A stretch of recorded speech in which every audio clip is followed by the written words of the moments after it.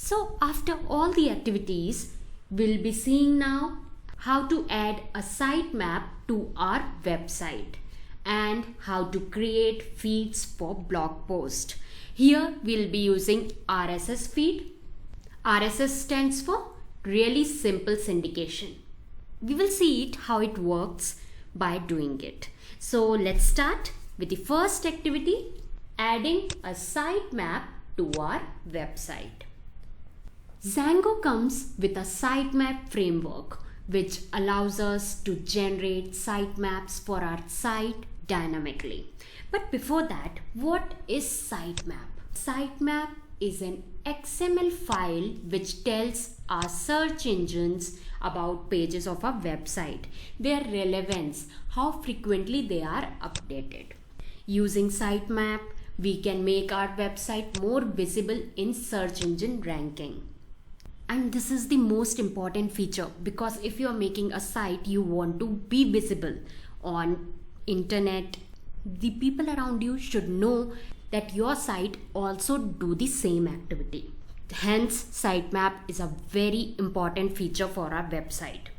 Sitemap helps crawlers to index our website content. So, Django's sitemap framework depends on this module. And this allows to associate objects to particular website which are running with our project. So to install sitemap framework, we need to activate both the site and sitemap application in our project. So for this, we will go to PyCharm, and here on settings file, I will go to installed apps. And here I will write django.contriv.sites, and by putting comma, django.contriv.sitemap after putting s. Don't forget to put comma over here, and below allowed host I will give site_id equal to 1. After saving this, and will come out of the server, here I need to create tables of Django site application in the database. So for that I need to migrate. So I'll write python manage.py migrate. See, it has created tables in the database as it is showing OK for both of the files. Sites application is now synced up with the database. Next, we need to create a new file inside blog application. Next, I need to create a new file. So here in blog application, here I will go to blog and will create a Python file with the name sitemaps.py. Now here we will write some lines of code. First of all, I need to import sitemap, which will be done from django.contriv.sitemaps. Import sitemap. Then I need to import post, which will be done from models. So here I'll write import post. Then I will create a class with post sitemap, which will import from the class sitemap. Here I will define priority and change frequency. So I'll write change freq equal to weekly. The priority will be 0.9. Then I will define the functions items, which will return post.published.all. Then I'll define last mode, which will have object, and it will return obj.updated. So basically I have created a custom sitemap by inheriting sitemap class of sitemaps. Here I have used ChangeFreq and priority. These are the attributes indicating the change frequency of our post pages and their relevance in our website. Here priority maximum can be 1. So I have taken 0.9. Then we have defined the function with items, which returns the query set of object to include in the sitemap.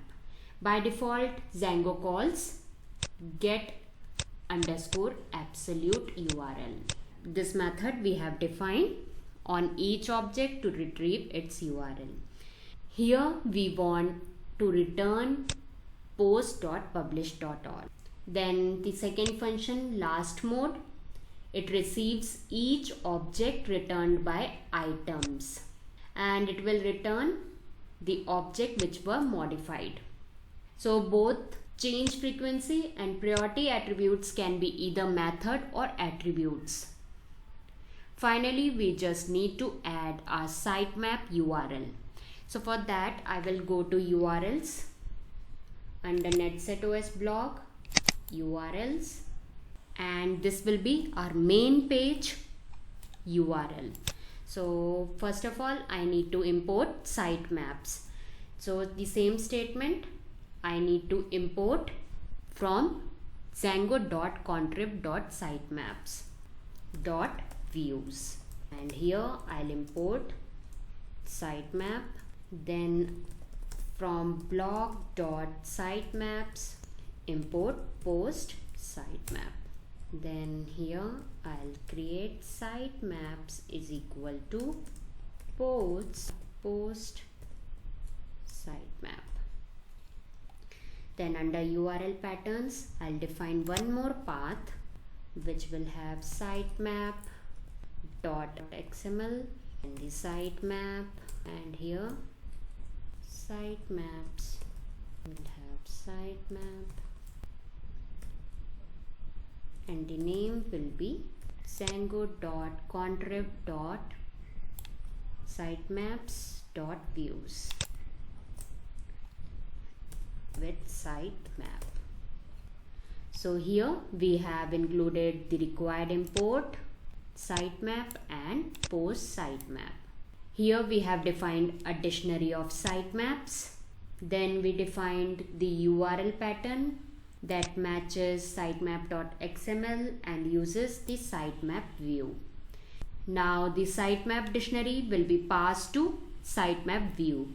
So what we'll do, we will go to browser and here I'll type sitemap.xml, but before that I need to start my browser. So python manage.py run server.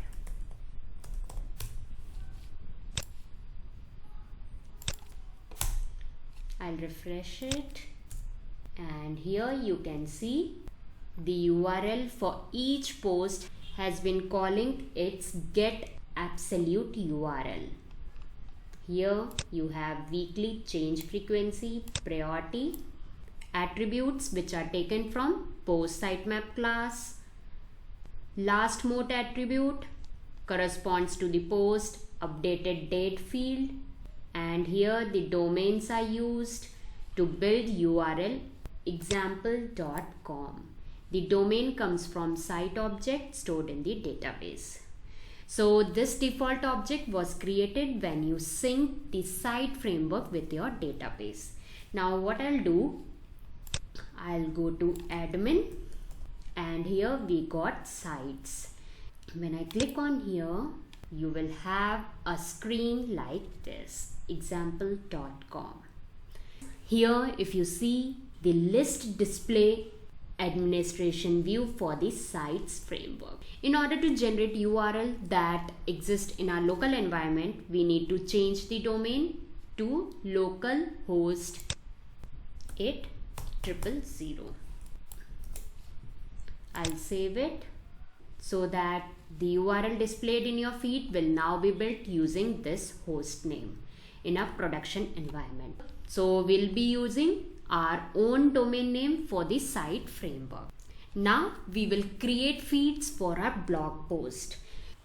Here we'll be using Dynamically, which generates RSS or Atom feeds in a similar manner to create sitemaps. So what is feed? A web feed is a data format XML which provides user with the most recently updated content. Users will be able to subscribe your feed aggregator. Sitemaps help crawler to index our website content, and Django sitemap framework depends on the same module which we used for sitemap.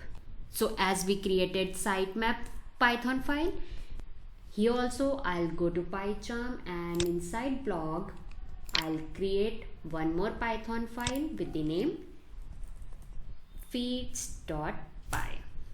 Now, so as to have the latest feed, I'll import some of the feeds, truncate words, post. So let's start from django.contrib.syndication.views import feed. Similarly, I'll put enter, and here from django.template.defaultFilter import truncate words.